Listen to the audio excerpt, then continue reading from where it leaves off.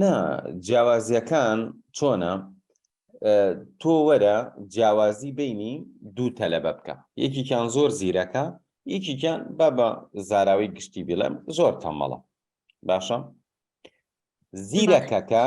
زیرەکەکە هەر ئێستا من کۆمەڵی مواسەفاتی سادە و ساکارە پێڵم. یەکەم، زیرەکەکە لە ناخەوە باوەڕی وایە فێربوون خۆشە، ئەتوانێ و ئامانجی گەورەی هەیە، اینجا حەزەکە شتەکە بزانێ و بەجددی ئەچێ بۆ خوێندنگە، بەجددی گوێگرێ لە مامۆستاکانی، دەرسەکانی بەلاوە گرنگترە لە ئێحتیماماتەکانی تری ژیانی، و ئەو کاتانەی کە سەعی ناکە بیری لای ئەوەیە کە چۆن سەعی بکە، کەی سەعی بکە، چۆن دەرەجە بێنێ، کەی بچێ بۆ زانکۆ.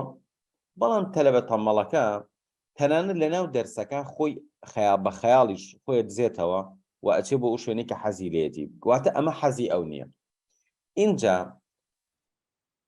جیاوازی ئەگەر بێتە سەر مەوزوعی وردەکاریەکانی مێشک، بە دڵنیایی سەرنجی باشترە، تەرکیزی باشترە، یادگەی باشترە، کاتی زیاتردا ئەنێ. ئێستا ئەو کچە کوردەی کە یەکەمی ئەمریکا بوو ئەڵێ من ڕۆژانە جگە لە نان خواردن و خەوتن بەس سەعیم کردووە و ڕۆژانە تەقریبەن 7 سەعات سەعیم کردووە. باشە تەلەبەیەکی تەماڵ لە کوردستان زۆر هانی بە ڕۆژی 7 سەعات سەعی ناکە. بیری لێکەرەوە 7 سەعات بیری لێکەرەوە، تۆ ڕۆژی 7 سەعات بەس خەریکی خوێندن بیت. کەواتە تۆ وەرە ئەم زیرەکە کە مقارنەکەی بە تەمەڵەکە بەس خۆیان یەکە، هەموو شتێ جیاوازە، کەواتە تۆ بێ هەمووی لەبەرچاو بگریت. ئێستا تۆ ئەتەوێ حەلی ئەو کێشانە بکەین، بەڵێ ئەتوانی حەلی و کێشانە بکەین. یەکێک لەو شتانی وای کردو تۆ حەزت بۆ خوێندن نەبێ ئەوەیە کە متمانت بە توانەکانت نەبوو. ئێستا تۆ دوای ئەم پرۆژێ و دوای تەمرین و دوای جێبەجێکردنی تەکنیکەکان شتەکان خۆشە.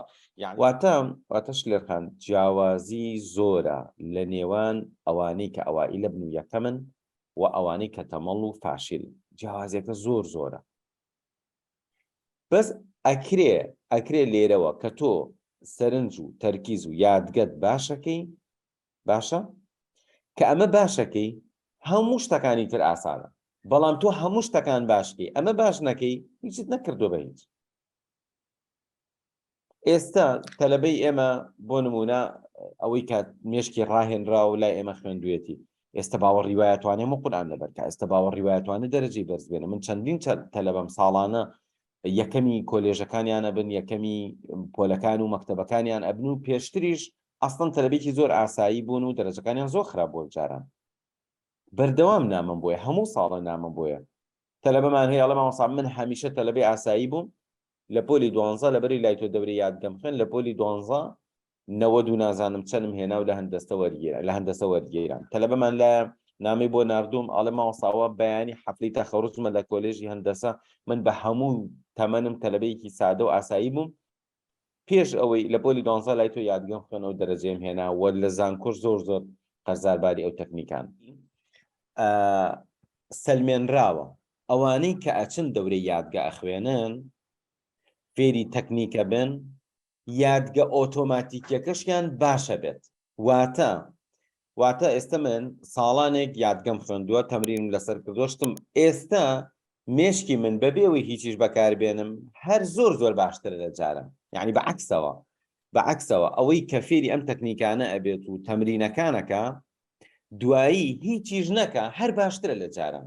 واتە تۆ ئەم 2-3 مانگە زۆر خۆتمان و کە بەم تەکنیکانە سەعی بکە، دوای ئەوە هیچیش بەکارێنی هەر باشتری لە جاران. بەڵام ئەگەر بەکاری بێنی ئەتوانی زۆر پێرفێکت بیت.